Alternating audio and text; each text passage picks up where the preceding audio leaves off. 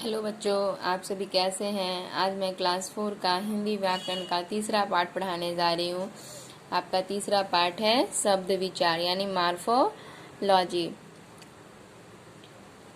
आप लोगों ने पिछले वीडियो में वर्ण आपको मैं पढ़ाई थी, तो आप वर्ण के बारे में जाने। भाषा का वह रूप जिसको खंड्या भाषा का वह रूप जिसको खंड या टुकड़ा नहीं किया जा सकता उसे वर्ण कहते हैं। वर्ण दो भागों में बांटे थे, स्वर और व्यंजन। वर्ण 11 और स्वर 33 होते हैं, आपको पता है। और उसमें स्वरों के चिन्ह को मात्रा कहते हैं। तो ये सबसे स्वर, व्यंजन और मात्रा से हमारा यहाँ शब्द बनता है। अब देखेंगे कि मैं आपको एक वर्ण में यहाँ लिख रही हूँ और वर्ण को जोड़कर मैं कैसे शब्द बनता है वो मैं आपको बताऊंगी। तो मैं यहाँ लिख रही हूँ आपको, यहाँ लिख रही हूँ मकान। तो मकान में क्या आ रहा है हमारा, म क हलंत जोड़ आ, न हलंत जोड़ अ। तो ये सब वर्ण को जोड़कर हमारा क्या बना, मकान। क्या बना, मकान। म का न, तो ये सब वर्ण को जोड़कर हमारा एक शब्द बना, मकान। अगर यही और वर्ण हमारा ये सही क्रम में लिखा हुआ है, अगर यही वर्ण अगर हम क्रम में न लिखकर हम अगर लिखते का, क में क जोड़ आ, न हलंत जोड़ अ जोड़ म हलंत जोड़ अ, तब हमारा ये सब वर्ण जोड़कर क्या बनता, का न म। तो कानम कोई शब्द नहीं होता, कानम कोई शब्द नहीं होता। यह शब्द का कोई अर्थ ही नहीं है, इसलिए यह शब्द क्या है, हमारा गलत है। मकान, मकान मीन्स घर, गृह, आलय को मकान कहते हैं और उसका अर्थ होता है, इसका अर्थ निकलता है। और कानम, कानम शब्द का कोई अर्थ ही नहीं निकलता। यह शब्द हमारा क्या है, गलत है। अगर शब्द का कोई अर्थ निकलता है तो ही शब्द यह सही होता है, अन्यथा यह शब्द गलत होता है। तो हम कह सकते हैं कि इस प्रकार हम कह सकते हैं कि वर्णों को जोड़ जोड़कर शब्द बनता है। वर्णों के सार्थक समूह को शब्द कहते हैं। वर्ण अगर सही क्रम में लिखा होगा तभी हमारा क्या बनेगा, शब्द बनेगा। यहाँ देखेंगे बच्चों कि ल हलंत जोड़ अ जोड़ र हलंत जोड़ अ जोड़ क हलंत जोड़ ई दीर्घ ई, तो क्या बना, लड़की। च हलंत जोड़ औ जोड़ क हलंत जोड़ ई, क्या बना, चौकी। पिछले अध्याय में वर्णों के बारे में आप पढ़ चुके हैं। वर्ण भाषा की सबसे छोटी इकाई है। जब कुछ वर्ण मिलकर एक अलग अर्थ देते हैं तो उस वर्ण समूह को शब्द कहा जाता है। तो वर्ण का जो है शब्द जो है सार्थक रहता है तभी शब्द होता है। उपयुक्त चित्रों में नीचे लिखे वर्ण समूह लड़की और चौकी शब्द हैं। चित्रों से इनका अर्थ स्पष्ट हो रहा है। यदि इन शब्द को वर्ण क्रम बदल दिया जाए तो ल, क और री, तो क्या बनेगा, लकीड़। लकीड़ का कोई अर्थ नहीं है, इसलिए यह शब्द नहीं है। की, क हलंत जोड़ दीर्घ ई, च हलंत जोड़ औ, की चो, तो इसका भी कोई अर्थ नहीं है, तो यह शब्द हमारा क्या है, गलत है।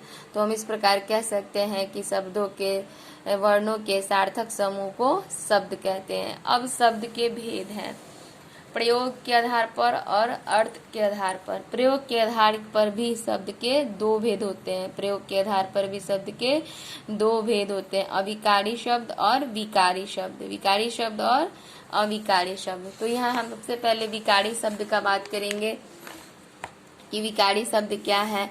विकारी शब्द जिन शब्द में लिंग, वचन, काल तथा कारक के आधार पर परिवर्तन आ जाता है उन्हें विकारी शब्द कहते हैं। संज्ञा शब्द लड़का का परिवर्तन रूप लड़का, लड़के, लड़की तो लड़का हमारा क्या हो गया एक वचन में, और लड़की हमारा क्या हो गया बहुवचन, और लड़की हमारा क्या हो गया स्त्रीलिंग। तो ये सब जो परिवर्तन जब होता है लिंग के रूप में, वचन के रूप में, चाहे काल के रूप में, कारक के आधार पर, तभी हमारा विकारी शब्द होता है। विकारी शब्द के भी 4 भेद होते हैं। विकारी शब्द कितने भेद होते हैं 4, संज्ञा, सर्वनाम, विशेषण तथा क्रिया। विकारी शब्द कितने भेद हैं 4, संज्ञा, सर्वनाम, विशेषण तथा क्रिया।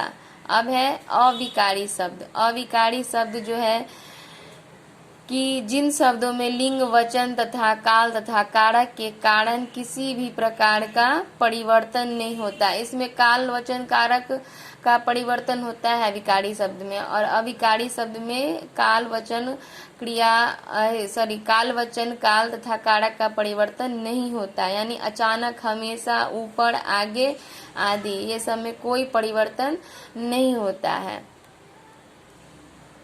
तो विकारी शब्द समझ में आया, अविकारी शब्द समझ में आया। तो अब देखेंगे कि अविकारी शब्द के भी 4 भेद है। अविकारी शब्द के कितने भेद हैं 4, क्रिया, विशेषण, संबोधक, समुच्चय बोधक और विस्मयादि बोधक। अविकारी शब्द के कितने भेद हैं 4, क्रिया, विशेषण, संबंध बोधक, समुच्चय बोधक और विस्मयादि बोधक। और अर्थ के आधार पर भी शब्द के 2 भेद होते हैं, सार्थक शब्द और निरर्थक शब्द। तो सबसे पहले हम सार्थक शब्द के बारे में बात करेंगे। यहाँ जो मैं आपको एक शब्द लिखी थी मकान, म जोड़ अ जोड़ क जोड़ आ जोड़ न हलंत जोड़ अ, क्या बना मकान। तो ये हमारा सार्थक शब्द है। इसका अर्थ होता है, इसका क्या होता है अर्थ निकलता है। और क हलंत जोड़ आ जोड़ न हलंत जोड़ अ, म हलंत जोड़ अ, कानम, कानम का कोई अर्थ नहीं है। तो ये शब्द हमारा क्या है निरर्थक है। ये शब्द क्या है निरर्थक है। और ये शब्द हमारा क्या है सार्थक है, क्योंकि इसका अर्थ निकलता है, मकान का अर्थ निकलता है और कानम शब्द का अर्थ नहीं निकलता। तो ये हमारा निरर्थक है। तो इस प्रकार हम कह सकते हैं कि जिस शब्द का सार्थक रूप होता है उसे सार्थक शब्द कहते हैं। जिन शब्दों का कोई अर्थ निकलता है उन्हें सार्थक शब्द कहते हैं, जैसे चिड़िया, फूल, जानवर की कुर्सी आदि। सार्थक शब्द में कुछ शब्द एकार्थी, अंतार्थ, एक ही अर्थ देने वाले होते हैं जो अनेक अर्थ देते हैं। कुछ समान अर्थ वाले होते हैं जो विपरीत अर्थ वाले होते हैं। इस आधार पर सार्थक शब्द के भी 6 भेद होते हैं। सार्थक शब्द के कितने भेद होते हैं 6 भेद होते हैं। एकार्थी शब्द, अनेकार्थी शब्द, समानार्थी शब्द, विलोम शब्द और श्रुति संभिन्नार्थक शब्द, वाक्यांशों के लिए शब्द। तो सार्थक शब्द के कितने भेद हैं 6। सार्थक शब्द के कितने भेद हैं 6। ये देख रहे हैं आपको 6 भागों में बांटा हुआ है। और निरर्थक शब्द जो हम आपको बताएं कि जिस शब्द का कोई अर्थ, ये शब्द का कानम शब्द का कोई अर्थ नहीं है, तो ये शब्द हमारा क्या है निरर्थक है। तो हम कह सकते हैं कि जिस शब्द का कोई अर्थ नहीं होता, जिन शब्द का कोई अर्थ नहीं होता उन्हें निरर्थक शब्द कहते हैं। जैसे चाय, वाय, गाना, वाना। ऊपर लिखे शब्दों में वाय तथा वाना निरर्थक शब्द है। वाय का कोई अर्थ ही नहीं होता और वाना का कोई अर्थ नहीं होता। तो निरर्थक शब्द है कि जिसका कोई अर्थ नहीं निकलता उसे निरर्थक शब्द कहते हैं। तो आपको समझ में आया कि सार्थक शब्द के 6 भेद हैं, एकार्थी, अनेकार्थी, समानार्थी, सार्थक शब्द, विलोम शब्द, श्रुति संभिन्नार्थक शब्द, वाक्यांशों के लिए शब्द। और निरर्थक शब्द जिसका कोई अर्थ ही नहीं होता उसे निरर्थक शब्द कहते हैं। तो हम उम्मीद करते हैं कि आप इस पाठ को ध्यान से सुने होंगे और समझेंगे। धन्यवाद।